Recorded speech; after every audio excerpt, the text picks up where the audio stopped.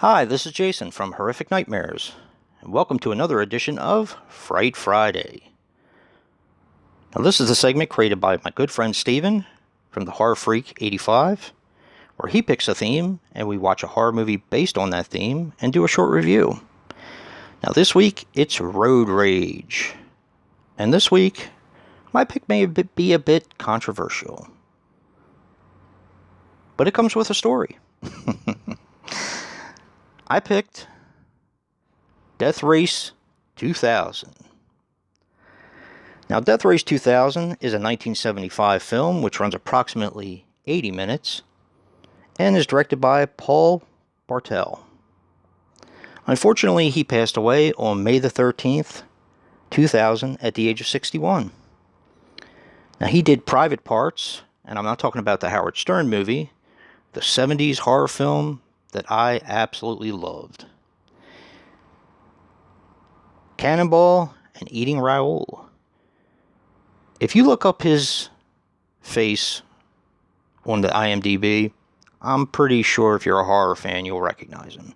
He was also in Eating Raoul, and I'm pretty sure he was in Psychos in Love, which is one of my favorites. Now, this stars David Carradine as Frankenstein. Now, he passed away on June 3rd, 2009, at the age of 72. He was in so many things.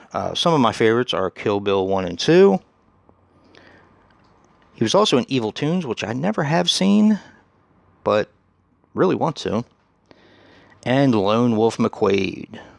That's one of my favorites, where, of course, he's up against Chuck Norris. This also stars Simone Griffith as Annie Smith. She was in Swamp Girl and a ton of TV. Martin Kove, who plays Nero the Hero, that should sound fairly familiar. He was in First Blood Part 2, which I completely forgot. Savage Land, but is probably most famous for being the sensei from The Karate Kid. Awesome part. And who could leave out Sylvester Stallone, who plays Machine Gun Joe? Now, of course, he was in all the Rocky movies, the Rambo movies, Cobra, and The Expendables. And there's supposed to be a fourth one coming. Now, this was made for $3 million. And a couple interesting things about the film. David Carradine refused to wear leather. So, the costume department used another fabric that resembled leather. And I thought this was really cool. The role of Frankenstein was originally offered to Peter Fonda, who turned it down because he thought it was absolutely ridiculous. And it is. A very brief synopsis on this. A movie that was very similar to this called Death Racers, which had the Insane Clown Posse, which of course this was that was modeled after Death Race 2000, of course. This is about a group of racers in a society that has gone pretty much where we're headed now, it seems like. And you race to get to a certain point, but you run over people for points. And even if you can win the race and not win if you massacre enough people with your car. That's pretty much it, in a nutshell. There's more to it, but definitely watch this one. It is a fantastic movie. It's goofy, cheesy. It's got comedy, action, horror, science fiction. It's just, to me, the total package, and I love this movie. Now for the story. Every 4th of July, we used to go to my Aunt Dot's or Aunt Dorothy, for 4th of July festivities, because she had a pool. And there was a bunch of us cousins, because my father was one of 8 children, and we used to have a great time.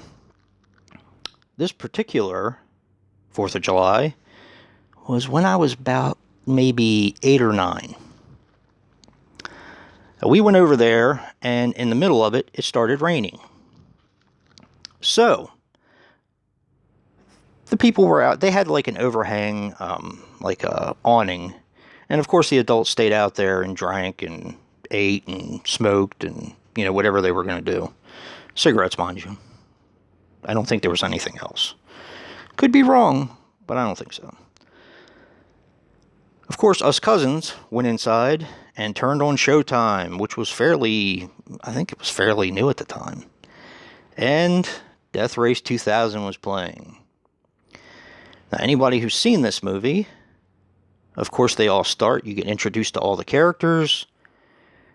And when the race starts, shortly after, Frankenstein's on the road with his navigator. And the hospital wheels all the senior citizens out in wheelchairs to give Frankenstein free points as like an offering. Well, that kind of pisses him off, to say the least. So he actually goes on the path. It's like a drive-through where you park your car and everything, and basically wipes out all the doctors for being so arrogant to put the senior citizens out there. So, unfortunately, that is where my aunt turned it off and said, "You cannot watch this in my house." So it was a few years before I finally saw this movie. A few years later, maybe when I was like 11 or 12. But that part always stuck out in my mind. I remember us cousins sitting around the television set on the couches going, "Oh man," because this movie was just fun. It's a fun movie with elements of just about everything in it. There's gratuitous nudity. There is really funny one-liners from Sylvester Stallone, especially when he calls his, how do I put it? Very attractive navigator a baked potato. That always gets me. This is a fun movie. Definitely, if you have never seen this one, this is a very, very high recommendation. And don't forget to check out Steven, or HorrorFreak85, to see what he did this week, and what our theme is for next week. And if you like what you see in here, hit that like button and subscribe. And until next time, peace.